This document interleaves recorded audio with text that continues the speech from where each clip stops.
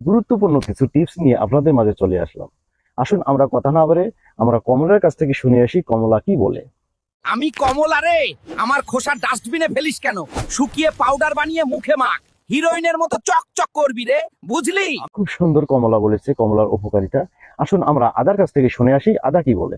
আমি আদা রে, আমার চামড়া ছিলে ফেলে দিস, আমাকে খোসা সমেত চিবিয়ে খা, তোর পুরনো কাশি শেকড় সহ উপড়ে ফেলবো রে। ফাইন, অনেক সুন্দর। আসুন আমরা পেঁয়াজের কাছ থেকে শুনে আসি। পেঁয়াজ তুমি বলো। আমি পেঁয়াজ রে, আমার খোসা আবর্জনা না, পানিতে ফুটিয়ে মাথায় লাগা, তোর টাক মাথায় জঙ্গল গজিয়ে দেবো রে, গ্যারান্টি। অনেক সুন্দর, অনেক সুন্দর। আসুন আমরা পেঁপের মুখ থেকে পেঁপের গুণাগুণী সম্পর্কে জেনে আসি।